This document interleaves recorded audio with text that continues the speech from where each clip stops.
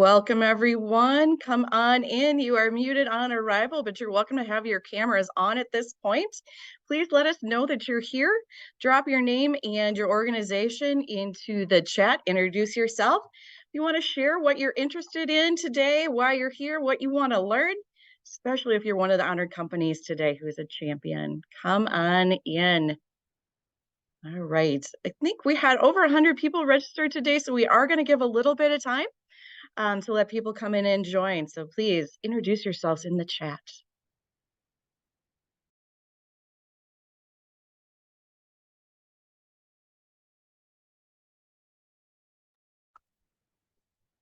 Welcome, everyone. Welcome. So great to see you. Thank you for taking time out of your day to join us for today's MSP Wellness Champion Celebration. Really looking forward to hearing from our keynote speaker, Nancy Lyons, today, celebrating our champions and hearing from our guest panelists. So lots to do today, but we'll give a couple more minutes for people to join before we dive fully in. So welcome. And again, introduce yourself in the chat. Let us know who you are, why you're here. And if your organization is going to be recognized today, that's the fun part. I'm going to do an early shout out to my team, some of our partners. I have two colleagues in the room with me right now, Lauren and Amy, doing the mastermind behind the screen. Frances Huntley, I think you can see, she is going to take over the program after we hear from Nancy. And we have our walking colleague, Linda Brandt from Hennepin County, who's gone side by side with us through the formulation of this event, as well as the champion recognition program and the qualifications. Okay. Well, I feel like we could probably get going. So let's get ready to go. So again, welcome everyone. My name's Christine Levins. I am the Chief of Staff for the Minneapolis Regional Chamber. Also the Vice President of Strategic Initiatives, work closely with our team on the MSP Wellness Program, something we're incredibly proud of and something that we're heavily invested in. We believe that employers and employees working together create really healthy environments, and that's why we're doing this work. That's why we're trying to support employers along the way. I mentioned and did a shout out to Linda Branch. You can see on our screen, she has been our just dedicated partner from Hennepin County Public Health. She's here today also. So welcome and thank you, Linda. Maybe give a little wave. All right, thank you. All right, so we're going to run through our agenda today. Look, there's me, kicked off Christine Levins, doing that in real time. We are going to do some breakout rooms today. We want to have this be an interactive experience, so you'll see that 2 times in our agenda. We will hear from Nancy Lyons in just a minute or two. And we're also going to recognize our champions at 2 different points. And we're going to want to do a poll to kind of see where you are and how you're feeling. So with that, let's go on to the next slide, Amy. Thank you. So just a little bit about MSP Wellness. Don't need to read the slide because I hate when people do that. But this really is a partnership between the city of Minneapolis and Hennepin County, working together to equip employers with the tools they need to create healthy workplaces and healthy work environments. All right, go ahead. Thank you. We're going to get right to it. We are so excited to have Nancy Lyons as our speaker today. She is the CEO and co-founder of Clockwork, Work Like a Boss, one of my favorites, on my shelf. That's how Linda and I started bonding, is when we shared this mutual book. Absolutely incredible speaker, sought after, and really, really looking forward to her comments today. So Nancy, if you're ready, why don't you come on screen and we'll just hand it over. I'm ready. Thank you. Thanks for having me today. Absolutely. I am out. We'll see you. Take over. All right.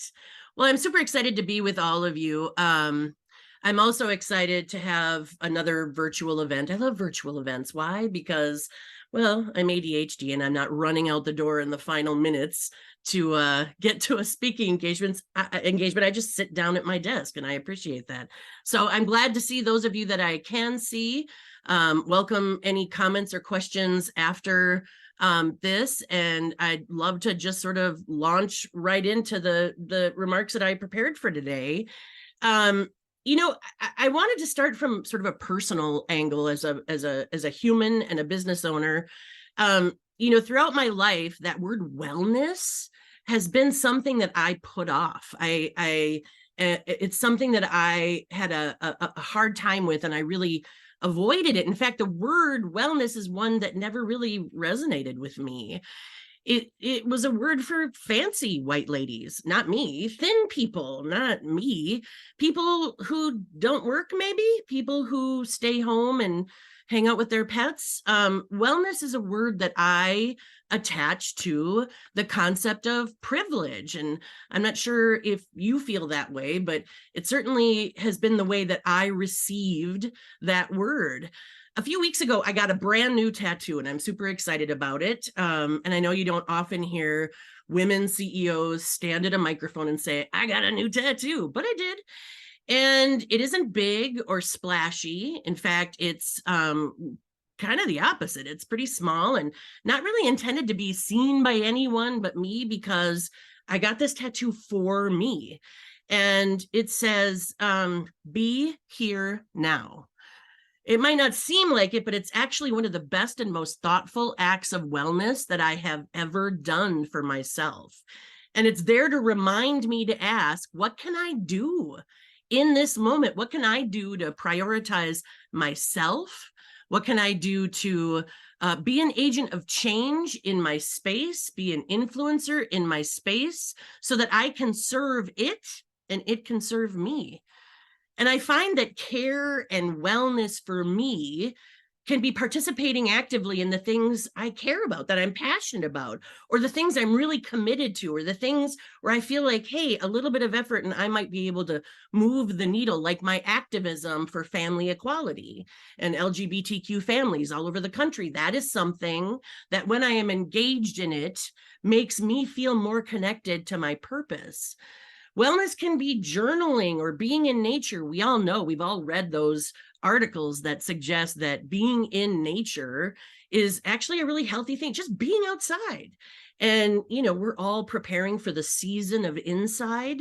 I don't know if you're feeling that. I know once the clocks change, right after dinner, I'm like, it's bedtime. It's time for me to retire. But being outside is a simple, radical act that we can participate in to actually increase our feelings of connection. Listening to audiobooks or music in nature, that does it for me. Or just listening to nature. Wellness is silence too, something we don't allow ourselves a lot of, and it's important to think about it. Wellness isn't far away or something that we don't get access to, and it took me a long time to remember that, and I hope that you take something away from these few minutes to remember that wellness is for all of us.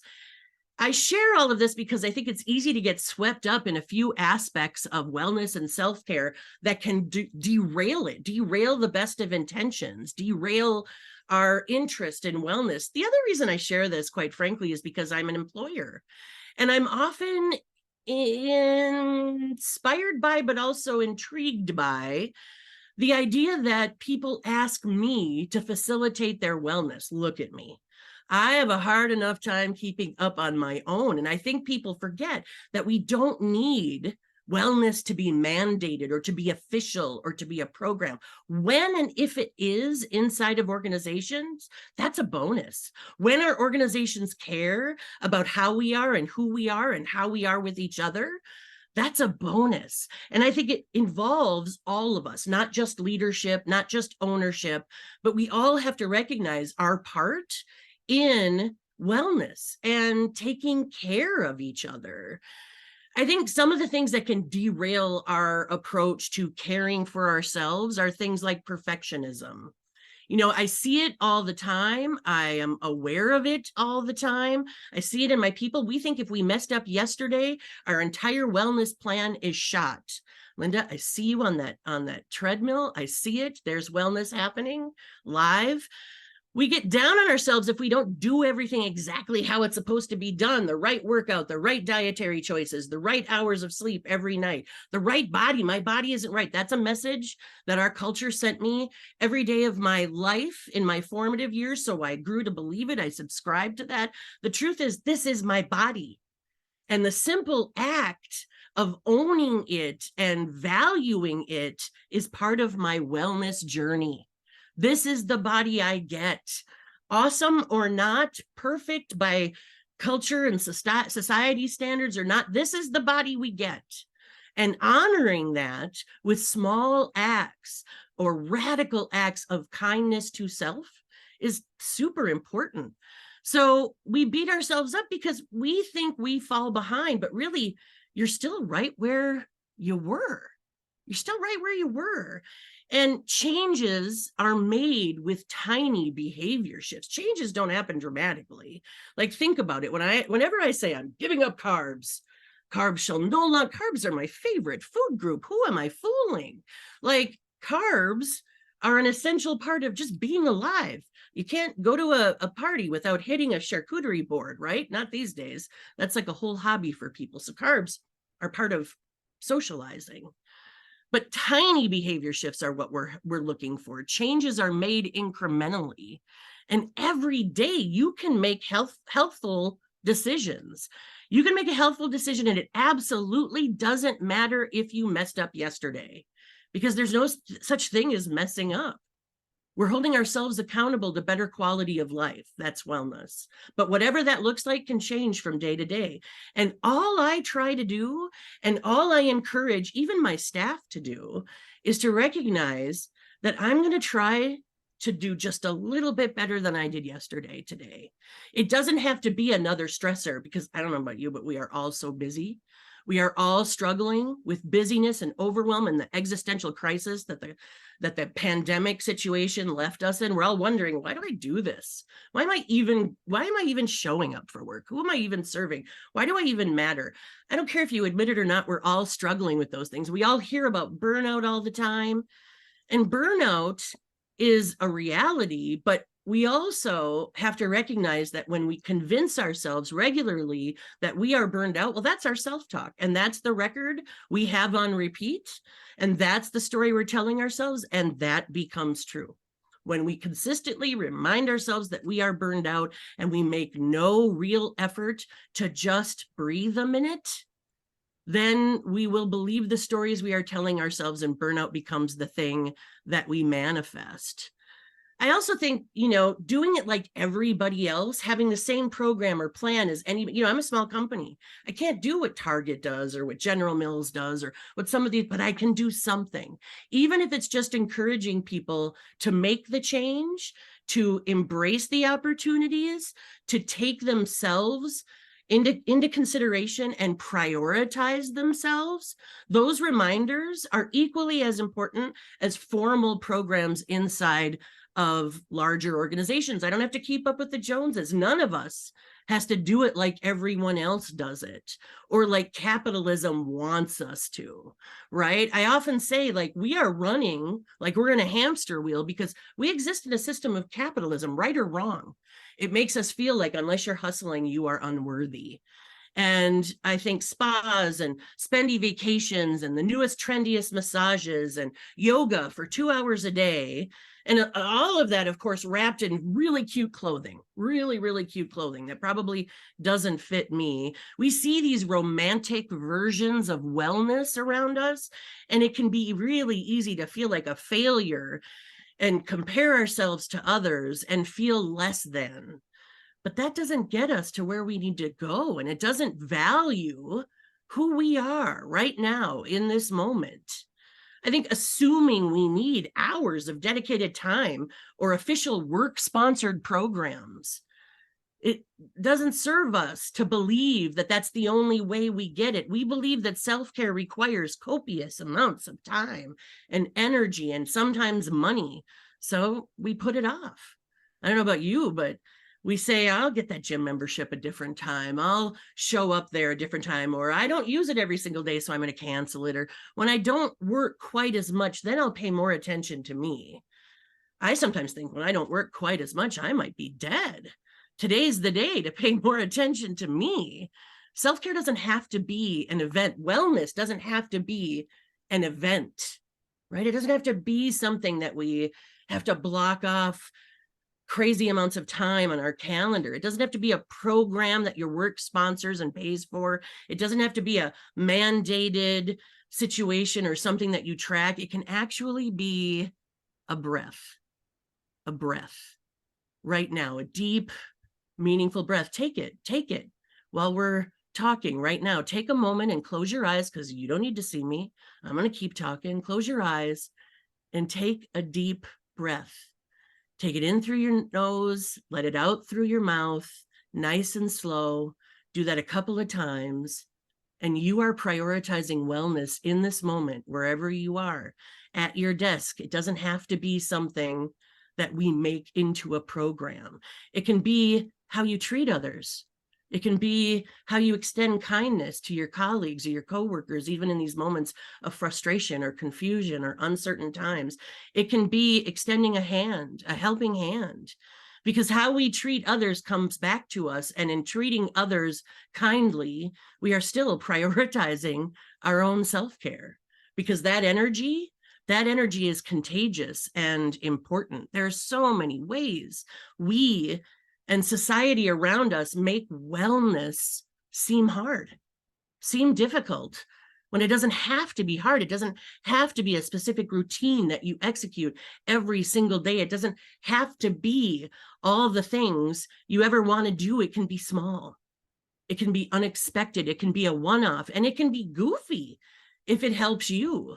I mean, really goofy. The other day, I've been wearing my Fitbit Flex so I can get my steps in, right? Because it doesn't matter who we look at the ideal form and we believe, well, those people, they get it. They must prioritize.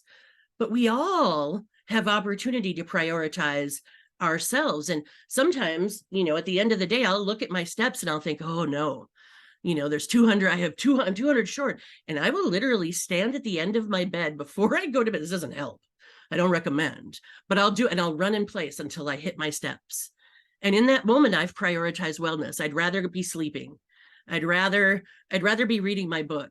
But in that moment, I've prioritized myself in a way, and the reading matters too, right? The reading is wellness, but I've prioritized myself in that I'm keeping a promise that I made to myself. It can be easy to forget, but no matter how goofy, it counts. Self-care and wellness can be hanging out with friends. What do we know right now? There's these big conversations about, where's work going to happen? What does the future of work look like? Are we mandating everybody coming back? Are we letting everybody stay home? I struggle with this entire conversation because we're not talking about the right things. We're talking about the where, and the opportunity for us right now is to talk about the how, and to recognize that every person, when we think about education and how we all came up through the education system, and why the education system is even struggling right now, is no two people learn the same, right? No two people operate the same. No two people need the same. And yet most of our uniform functions at work, at school, all of those things, we want to be able to apply a template to everybody and have everybody operate within it. So we all must come back 3 days a week, or we all must come back 3 days a week, but no consecutive days at home. Or these are silly rules. They're silly rules. I hope you're not dealing with those and I'm not offending anybody, but let's get real. People need each other and they know it. They're trying to figure out how to prioritize each other too. And wellness sometimes happens with each other. I often say, I got all these awards for, that's not me being braggadocious, just listen. All these awards for best place to work, right? We stopped even doing it. We stopped doing the best place to, because every year we would get it. And I don't do anything fancy. We're not big. I don't have a ton of money. All I do is try and care and touch in with people and talk to them about their individual needs. Now, I'm not suggesting that a global workforce has that luxury, but somebody can care. So it doesn't have to be the CEO. It doesn't have to be executive leadership, but someone can care. And talking to people about what they need to show up their optimal selves. Maybe it's not showing up at 8 in the morning. Maybe they need a couple hours in the morning to ease into work, handle email at home, whatever it is. The future of work is not a mandate. It's an understanding of the human condition. And it's recognizing that humans do know that they need each other, but not on your terms. And hanging out with friends is a weapon of wellness. My people are my fuel. It can be deciding, not to end my day right after dinner, and instead going to see that friend who invites me out for, a glass of wine, and smiling and laughing can do wonders for our mood and our chemistry. I am a jokester. I joke all the time, sometimes at inappropriate moments. I'll never learn. But here's the deal. Laughter, you've heard the quote. I think it was Victor Borga who said, laughter is the shortest distance between two people. And it is so true. If we don't laugh at ourselves, what the heck are we going to do? We're ridiculous.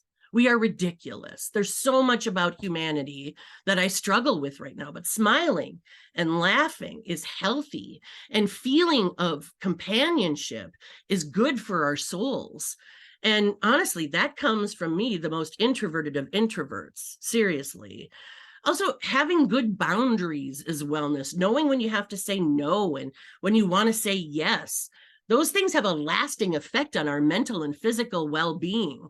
Protective and containing boundaries. We often talk about boundaries. Boundaries are me going, I'm not going to work that hard. You can't give me that assignment. That's not on my job description. Not always the only boundary, right? We're protecting ourselves when we say no, and no is a good thing to do. But we also have to contain ourselves when you're feeling angry or frustrated, or, when you're sad or depressed, or that burnout is overwhelming to you. It's actually your job to protect other people from it. Because I don't know if you noticed, but in the workplace, and I don't care where you work, at home, on Zoom, whatever, in the workplace, whatever that looks like, our negativity is contagious. But by the same token, our positivity is contagious. So when you make a conscious choice to have a boundary around your sadness, your burnout, whatever, you're actually protecting other people from the same thing. And that is wellness. That is wellness. We have to process the emotions and challenges we go through, but we have to be careful to keep that energy contained, because we can infect ourselves with our own over processing. And we all do it, right? And going to bed, y'all know Sarah Mo. Sarah Mo is a rock star in this community. She's a sleep expert. If you haven't had her come in and talk to your organization, you must. She's coming to talk to mine for the third time later on this month. And she's a sleep expert who talks about the ways in which corporate America loses because sleep is a real issue in our culture. Rest is something we are terrible at. And this collective state of burnout that we're all in is because we don't rest. We don't know how to rest. We don't know how to prioritize rest. In fact, prioritizing rest is something that we call laziness, right? If I'm resting, then I'm not working. If I'm not working, I'm not valuable. Baloney. We are all feeling like victims of the demands that we have at home and at work. But in truth, we are agents. We are not victims. We are agents. We are driving. Even remembering that is a radical act of self-care and wellness that we could all use. Just remember, it's the small things. It's the simple things. Self-care can be fleeting. I have a bouncy stool, by the way. This is me being weird. But this stool, self-care, I'm constantly moving because I constantly move. But self-care can be a moment. I'm constantly reminding my family to look up because we don't look at the stars. When was the last time you stood in your driveway and looked up and saw how close Jupiter is to the moon, or stared at birds, before they migrate? We're such a silly culture that we forget these little things. I wrote an article not too long ago about the concept of awe. Awe is self-care, and there is so much that is awesome about this world that we live in, but instead we focus on the broken aspects of the world. You know what I choose to focus on? The cardinals, when they show up on my bare bushes in the back and entertain me for a morning. That is awesome. We're so busy and self-consumed and focused on what's coming next that our lack of presence in the now actually has a negative impact on us. Wellness is your attitude, and paying attention to what attitude you're projecting. Contributing to other people's wellness in the workplace is about thinking about how your energy and your attitude impacts the people around you and how it affects you too. Being conscious of that and observing how your energy shifts as a result of the people around you. Those negative Nancys, yes, I said it, those Debbie Downers, they bring you down too. Don't be one. That's why the skit was so funny on SNL, right? Because we all know the Debbie Downers. We all know those people, and we know how they make us feel. and it's not great. So what behaviors do you bring that inspire and energize you and the people around you? Or what behaviors do you recognize in yourself that bring you down? We know those people that are just energy sucks.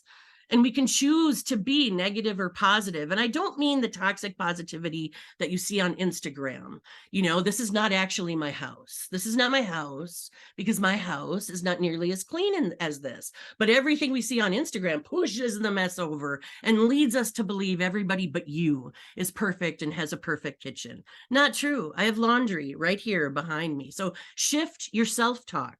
It used to be that when I made a mistake or I failed or fell short in front of people, I would spend weeks perseverating about what a moron I was and how could I have made that mistake. And I know we all do it. How many of you, especially women, and I say this with intention, how often do you lay in bed at night and let those little demons, the little demons that convince you of how horrible you are, haunt you before you're able to get to sleep? But we can intentionally shift that dialogue and acknowledge that we're human and we're fallible and life goes on. Who cares? Everybody does it. Everybody makes those silly mistakes. We start to think about the things we appreciate, even in the context of failure, that become a learning opportunity for us. Did you do your best? Did you try hard? That's self-care and helping others. You know, this could be at work or with your colleagues or supporting your friends. One of the things I promised myself when my son was born is that I would always be happy to see him, because my parents always acted like I was one more chore, one more thing that they weren't thrilled about when they came home from work at the end of the day. So I promised myself that no matter how stressful a day was, no matter how many things I was afraid of, I would walk through the door with a smile on my face when I saw my son. And it changed me. It changed me and how I carried my stress and how I shared it with my family. And to this day, I can honestly say that from the deepest parts of my soul, I am happy to be with my child every single day, because that was the intention I started out with. Self-care can be spending time in community or spending intentional time with your partner, which is, you know, hard. Like spending time, real time, focusing on that person is hard, because we can find all sorts of other things we should have been doing. Going to brunch. Self-care doesn't have to be indulgent. It doesn't have to be a luxury.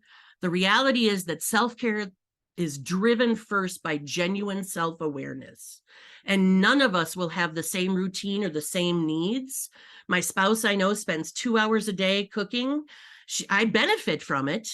I love everything about her cooking, but the 2 hours isn't for me. That's for her.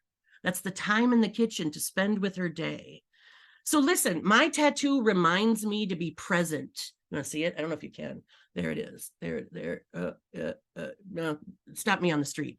It reminds me to be present and do what I can in each moment to be in this world, to be in this moment now with the people around me or the lack of people, and to appreciate my body, because that's what moves me through this glorious and awesome world. And I guess my question is for you is, what does that feeling look like for you? What does feeling well look like for you? And what does caring for you, your soul, your body, and your mind look like? And when you determine what that is, you don't need a program, you don't need a book, you don't even need me, just do it. So thank you for having me. And also Nike said that. I can't take credit for that brilliant phrase that I've just ended with. Just do it. Thanks for having me today. And congratulations. Nancy, thanks so much. Be here now. It's going to be the theme of the day. We greatly appreciate you. Thank you for joining us. You had a great audience. Thanks for making it such a personal, conversation with us. There was lots of folks responding in the chat, and appreciate you so much. I'm going to now introduce my colleague, Frances Huntley, who's going to take you through the rest of the day. Looking forward to seeing all the champions. But now I think we're going into a breakout. Frances, all you. Thank you, Christine. Hello, everyone. Glad to be here today. Thanks, Christine, for that introduction. And thanks again to Nancy for that incredible keynote this morning. That was just spectacular. Like Christine said, we are now going to head into our first interactive activity of the day with a short breakout session to connect with each other and reflect on what we heard from Nancy. So please go ahead and get your Zoom cameras ready. We're setting up our breakout rooms now. In a moment, you'll see join room 3 or whatever room number you're assigned at the top of your screen. Once you get in your rooms, take turns sharing what resonated most with you from Nancy's talk, or what rings most true to you and your experience. We'll have about 8 minutes or so in the rooms, and we hope each person will get a chance to share. So please be mindful of time. That's all. Happy sharing. We'll be off to our room in just a moment. We did a Zoom call. Okay. Where's she?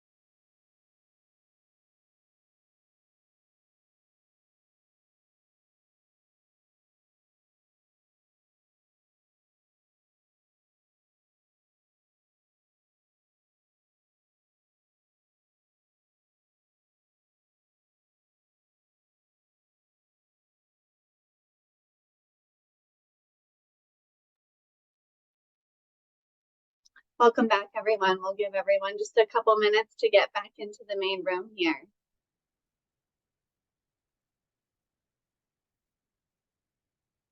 All right. Welcome back, everyone. Hopefully everyone had a chance to share and connect with each other this morning. Thanks for turning your cameras on and getting to know each other virtually today. We're now going to go ahead and start our champion celebration portion of the event, beginning with our 3- and 4-star champions. Before we begin, just a little insight into how these organizations qualified today. These folks did a self-assessment and completed an application that looked at 5 different parts of wellness and well-being programs. Foundational elements of leadership support and organizational structures, assessment and evaluation components, policies, practices, and programs and employee engagement. Sharing with us new innovations, creative components, and learnings along the way. So now it's time to go ahead and celebrate our 41 organizations, starting with our 3-star champions. If you're here representing an organization that's called, please go ahead and use the raise hand function on Zoom. I think it's under the reactions. This will be our way of bringing you on stage, so to speak, and having your moment to shine. Feel free to use the chat too. We'll pull those slides up now. Give us just a moment to do that. Here we go, starting with our 3-star champions. First, we have MNGI Digestive Health with a wellness program innovation of individual, team, and financial well-being sponsorships for employees. Congratulations. Women Venture, Wellness Venture. Apothecary Products with a wellness program edition of a new newsletter with wellness resources, employee recognition, and events and opportunities for employees. Congratulations. Western National Insurance, Western Wellbeing. Turk, Life Works at Turk. Congratulations. UCare with a new innovation of the Strength in Numbers program, encouraging employees to build a relationship with their primary care provider. Way to go. Polad Companies, a wellness program edition of a new employee assistance fund to help support employees experiencing unexpected expenses due to disasters or emergencies. Love that. Congratulations. VAA. Congratulations on being a 2023 mspWellness champion. Minneapolis Public Schools with some lovely new workstations. Congratulations. Metropolitan Airports Commission, Live Well, Stay Well. Congratulations. Touchstone Mental Health with a wellness program edition of a new training called Words We Use, discussing important topics and words relating to DEI. Love that. Stonebridge Capital Advisors, a wellness program innovation of an annual fiscal and physical challenge in April. Mate Precision Technologies, 6 dimensions of well-being, checkmate. Congratulations. City of Maple Grove, Fit for Life. YMCA of the North, congratulations. Hi, Jennifer. RJM Construction, their wellness program edition is Wellness Wednesdays in the office. Love that. Congratulations. And now we'll move to our 4-star champions, just a few of those this year. City of Eden Prairie Wellness. Lots of happy people in the pictures here. Congratulations. Hamel Green and Abramson. Body, Mind, Community Security. Congratulations. McGough, Live Well, Building a Culture of Wellness. Thanks for being a part this year. All right, and that is it for our 3- and 4-star champions in 2023. Congratulations, everyone. We're going to move to our next portion of the event, and we'll be celebrating our 5-star champions in just a bit. Next on our agenda is our wonderful panel of workplace wellness experts that I'll introduce briefly and then begin our discussion with our panelists today. First, I'll introduce Jenny Goldseth. Jenny is the Chief Human Resources Officer for Allianz Life Insurance Company. Jenny oversees the Allianz HR and facilities team, focused on improving business results, increasing employee engagement, and creating a workplace culture of inclusion for all. And just a fun little tidbit, Jenny and I were connected a couple months ago by a member of her HR team who happens to be one of my very best friends. And she has just never stopped talking about how much she loves working for Allianz and all the amazing ways she's supported and cared for at work. So I just know firsthand how impactful the work Jenny's doing has been for employees. And that's just been really fun to watch. So Jenny, thanks for being here with us today. I think we're going to get you brought up on the screen here. Next, we have Michelle Alt from Brooklyn Center Community Schools. Michelle is the well-being specialist at Brooklyn Center Community Schools and has worked in the school district for 12 years and has lived and engaged in the Brooklyn Center community for over 2 decades. She's a registered health and nutritionist counselor, a 500-hour certified yoga instructor, and a Reiki master. She's passionate about creating systems, environments, and organizational and community cultures that support wellness and thriving for each member. She's also passionate about playing, especially outside in nature in all seasons. Welcome, Michelle. And last but not least, we have Addie Arnold. Addie works as the Vice President of Culture and Operations at Women Venture, a nonprofit serving women entrepreneurs. Within her role, Addie leads human resources and a wellness committee. In her free time, Addie loves to hike and forage for mushrooms and other wild edible foods.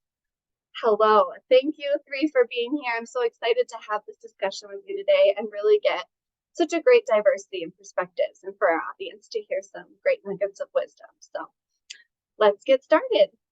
My first question for the three of you today is, one thing we've learned in the MSP Wellness Initiative is that the best employee wellness programs are strongly informed by the specific needs and feedback of employees. What role has employee ideas, feedback, and needs played in developing and improving your wellness program? Addie, would you like to start us off on this one?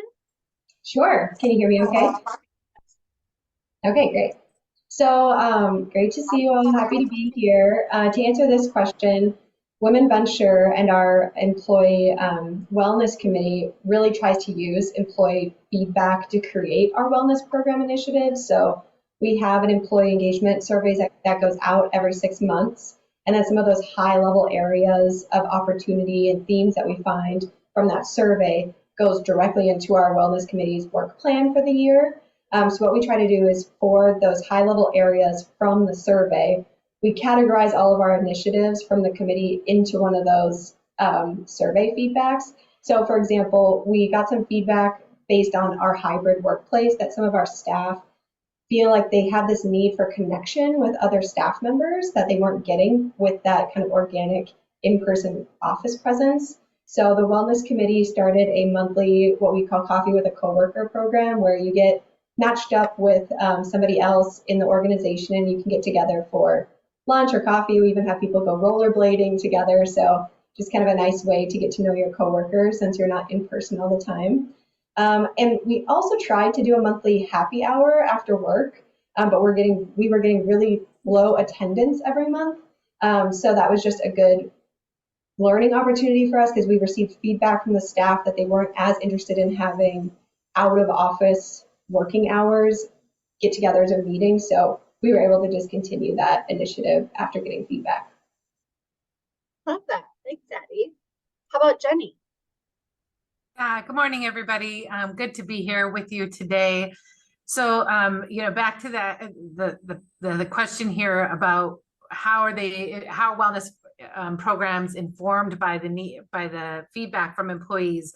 we have a couple different ways that we do that, but one that I'd like to share maybe is our program is called True Balance across Alliance Life. We've got about 2,000 people sitting here in Minneapolis, Minnesota, for the most part on 394. You probably drive by it on your way to Twins games. So, what we're really focused on though, with 2,000 people in this building, one thing that really gets hard is that the communications get diluted, right? They get missed over a business strategy, over different topics. So what we're constantly focused on is what we've built up is our True Balance Champion Network. So these are employees across the business who change out every 2 years. They're on a rotation, who bring the ideas from frontline, right? Day to day, here's what's happening, here's what I heard about, and bringing that back up to the True Balance Committee. And this has worked wonders for us. I think having the champion people also be the legs and feet of the movement, right? Here's what's happening, here's what's going on, please participate, has been a really big differentiator for us. So I'm really grateful for the work that they do and the ideas that they bring forth to us to implement, or tweaks or communication changes. I mean, it can be pretty much anything regardless of the topic on wellness. And again, really helpful. Wonderful. Thanks, Jenny. Michelle, how about you? Sure. So in Brooklyn Center Community Schools, because it's, part of the education process, we have a really comprehensive assessment each spring that there's one assessment that is around our wellness policy for the district and another assessment that is around our programming. And staff are invited, they're welcome to engage in either or both of those to whatever extent that they feel that they have capacity for. And so that's kind of the main thing. It's never, we don't make it mandatory, because especially in the spring, staff are so overwhelmed in the school systems, and they're already being asked to participate in hundreds of surveys sometimes. And so if they don't feel like they have capacity, they don't have to follow that prescriptive approach. However, we do tend to get quite a bit of engagement specifically around the programming survey, because that directly impacts their day. And then we take that information, and that's what informs us for when we do our policy reviews and or when we have making up the calendar for the upcoming school year, what we're going to have in programming based on their feedback. If a staff member feels like is either not aware of, because that happens, the processes around surveying, and or just doesn't have capacity for it, they always have direct access to me. And so there's many times where I just have an ongoing document filled with notes from folks that reach out through email or catch me in the halls in the schools. And this is a need. This is an interest. Why don't we have this? And then I keep that updated so that we can try to implement as best we can over the next school year, not saying that we hit everything every time. And specifically over the last couple of years, it's been primarily on mental health and emotional well-being. But that surveying is not exclusive to staff. The policy piece more is, but students, family members, community members, they're all encouraged to complete the program survey for sure. And then we use that information for how we develop the program. Wonderful. Surveys are great. Simple tools. Love that. Those are all great processes and ideas for leveraging employee feedback. Thanks so much for those answers. Next, another key learning from our work with organizations in this region is that equity and inclusion is the key factor in the success of any employee wellness program. I'm wondering if each of you can talk about ways you've shaped your offerings, program, workplace environment to really reach or include a wider range of employees. What strategies have been most effective in ensuring that all employees really feel supported? Michelle, would love if you could start us off with this one. Sure. So the idea of wellness being an individualistic pursuit is an illusion. We are all impacted by, like we were hearing in the keynote, we're impacted by the energies around us, by other folks. If anyone in the community is not well, it's going to impact everybody else in that community. Wellness does not exist without equity. equity does not exist without wellness. If there are folks that aren't thriving for whatever reasons around the oppressive systems in that community, they won't be, you're not going to have equity then if they're not thriving. So based on this, we work closely, the wellness committee and the wellness program works closely in our district with the equity team and the HR payroll team in like exploring ways to how we can reduce gatekeeping around wellness. And what I've discovered right now is I need to continue to tweak, because as we reduce gatekeeping around our programming, we also are losing some data, because if I'm going to put out a campaign or a program for them to engage in, like right now we have a community-wide gratitude program happening, they don't need to go through me to register, which is what we used to do. And that would give us some really great data. However, it's just available. It's out there on the public website. We have content on the staff intranet that they can pick up, take into the classrooms. We have lessons within the online learning portals for families and students. So as many ways as we can get the content out there, and whoever wants to engage, to whatever extent they want to engage, if that's 1 week, 8 weeks, whatever, it's available. And then also trying to remove stigmas and barriers, especially around mental health and emotional well-being, and also around collaborative work. Like there's so much competitiveness in most sectors in the workplace, and it's not conducive in most cases to folks feeling able to thrive and have mental health that feels like they can make it through the day. So trying to remove those barriers around the stigmas, and then increase the amount of programmings, like I've already referenced, that meet the needs and interests across the cultures that are represented in our community. And that means building relationships and building trust with those individuals that they would want to engage. And yeah, so I'll pause there. I have a lot more thoughts, but I know there's others. Absolutely. Thanks, Michelle. How about Addie? How about Women Venture? Sure. Yeah, such great insights, Michelle. Really nice to hear that. I was learning a lot. One thing that at Women Venture we are really aware of is who is making the decisions about the wellness initiatives we're doing. So who is actually on our wellness committee? So in order to make the most impact that really fosters that equity and inclusion and belonging that we're looking for, we need to make sure that we have a diverse committee. So that's something that we are still working on, is to have representation from really a diverse group that can talk about what's going to make an impact and be able to push back on ideas based on different departments they work in at Women Venture, their races, their backgrounds. For example, we have a pretty large percentage of mothers and single mothers at Women Venture. So trying to design some programming that can best support mothers is hard if we don't have a mother on our wellness committee. So that is a good example of something we're focusing on. Absolutely. Thank you, Addie. Jenny. Yeah, thanks. I think I really appreciate what you said, Addie, and we've done the same. So making sure that our wellness committee and our True Balance team has representation and a DEI representative on the case all the time, right?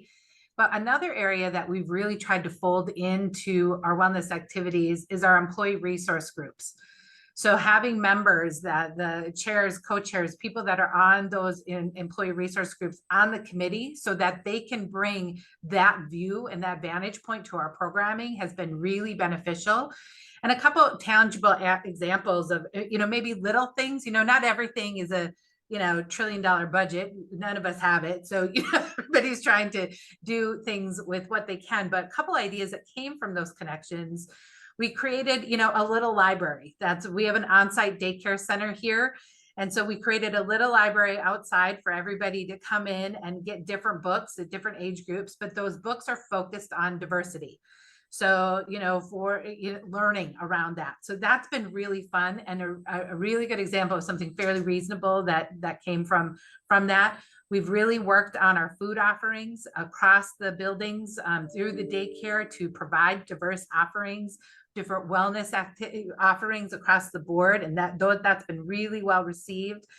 And then certainly determining what training programs we should be offering from a DEI perspective.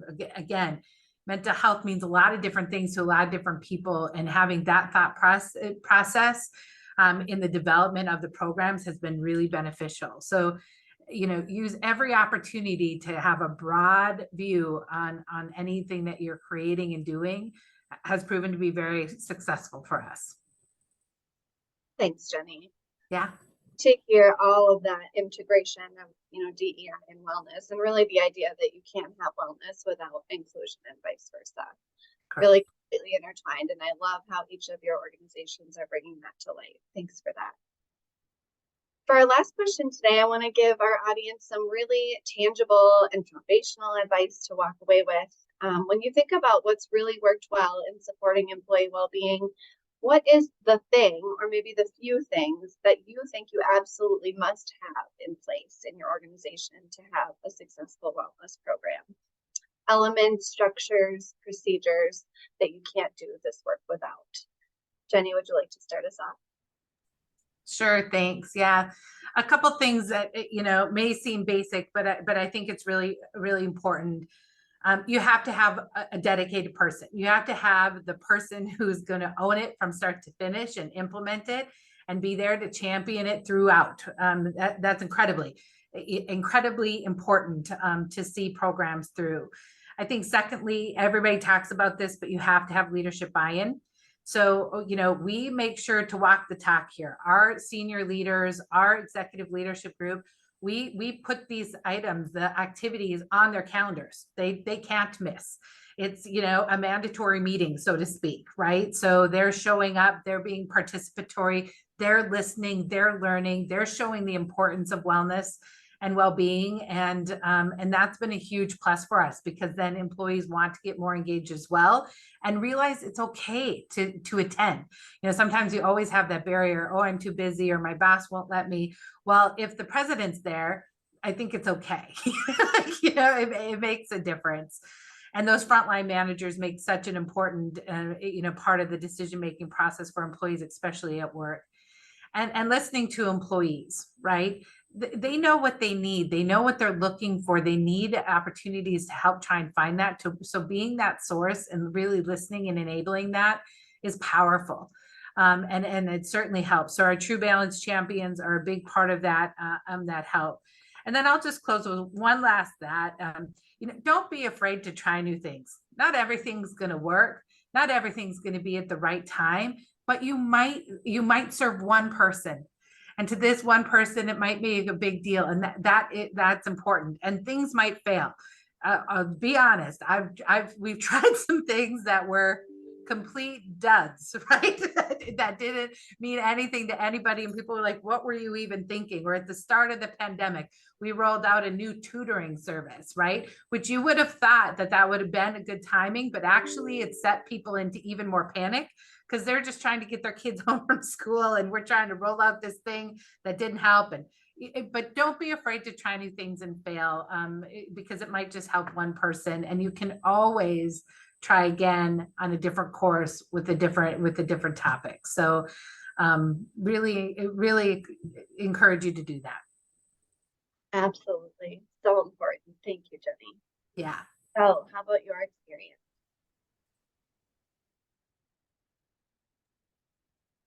So with us, we have 3 physical buildings within the organization, and it's building the relationships. I can't say enough about relationships among all stakeholders, staff, admin, family members. Our community is very diverse, and when we can bring multiple perspectives into the programming and get their viewpoints, knowing that thriving health looks different across cultures, across lived experiences, across different perspectives is really important. So having those champions that can help to broaden the scope of what the program can be and what it looks like is really important. Another piece is kind of along the same line that Jenny was just mentioning about just being passionate about it, whether that's like in most schools or school districts, they don't have the funds to have a dedicated individual, but some schools can still move the needle because they have a passionate individual that's trying to lead things. In our case, we're really fortunate that there is a person that, and I am passionate about it, so that does help. And then especially as far as like when we're looking at this idea that we're talking about wellness for pre-K through elders in our community, we're talking about multiple different lived experiences, understanding that no one person knows it all about wellness. There is no way that I know everything there is to know about what another person's lived experiences around wellness. And so just keeping that perspective that it's not about how it works for me. It's about broadening out how do we bring in folks that can help offer, not that anything's going to necessarily be a solution, but just offer supports around what they may need to help them to thrive. Love that. Some humility and openness. Absolutely. Thanks, Michelle. And Addie. Love those tips, and I absolutely agree with them. A couple that I have is, first, really understanding and getting alignment on the why behind what you're working on and what you're rolling out for your wellness initiatives. So what we have started doing, and I think it's been helpful to us, is naming it when we roll something out. We are implementing this initiative because we heard from you in the employee survey that you would like to see this change. So here's what we're trying. And I think that is twofold. It helps people understand the reason why you were working on this, and it helps them feel heard from the survey feedback that they give, because sometimes you fill out these surveys and you never hear about it, and none of what you suggested is implemented, and that can be really disheartening, and then you won't fill out the survey the next year. So I think that helps on both of those fronts. And I also think that wellness programs can easily become busy work, or you just do things that sound fun for the committee to work on. You're sending out emails with tips or creating these events that maybe the staff don't attend, they don't read. It's not really hitting the issues that they care about. So what does your team actually want, and how can you give it to them, and make sure you're telling them the why behind everything you're doing. An example of this at Women Venture is we were hearing from some of our staff that the departments felt siloed. There wasn't enough information shared between what the different departments were working on. So something that we decided to roll out is a once a month roundtable updates, where each department just kind of has 5 to 10 minutes to say, here's what we're working on, and here's what we need help from the other departments, or what we need from you, and we have some time to ask questions. And we'd name that every month as we're saying, put together your roundtable update. And remember, we're doing this because we heard your feedback. So that has been really helpful, and we're trying to break down those barriers there. And then the other tip that I have is try not to reinvent the wheel, which is easy to do if you're excited with your wellness group and you open up a blank Word document, start trying to type something out. You really don't need to do that. There's tons of program materials, webinars, and guides that you can get for free, or maybe you can get them through one of your benefits that you already signed up for. And so it can really help save you time and steer your direction. So what we have found is our employee assistance program through our health insurance has a bunch of content, and they even have a calendar for every year with monthly themes that they're doing webinars. They have pamphlets that we can print out or email out. So I think that employee assistance programs are a great and often underutilized resource for organizations to use. So you probably have one. Check it out if you don't know about it. Absolutely. Thank you for that reminder. Those were some great words of wisdom, folks. Thank you, Linda, Hennepin County, for summarizing for us in the chat. That's so helpful. Jenny, Michelle, Addie, thank you all so much again. I really appreciate you being here today and bringing such tangible and candid knowledge to everyone listening. Thank you so much. To our listeners, we won't be doing a live Q&A with our panelists today, but I will be sharing their contact information in a follow-up email if anyone has questions or specific things they'd like to follow up about. So do look for that email later this week. Thanks again. Now, folks, we will get ready to do one final breakout room session and digest our learnings from these lovely panelists. We're getting those rooms ready now. Your discussion topic is going to be your biggest takeaway from the discussion, or Share one new thing you'll commit to doing as a result of your learnings today, whether that's taking a closer look at your organization's health data, maybe creating a mechanism to get some employee feedback, or maybe just making a better effort to connect with other employees and model and embody that engagement that we hope to see. So we'll put those prompts in the chat for you to reference. And here we go into the rooms in just a moment.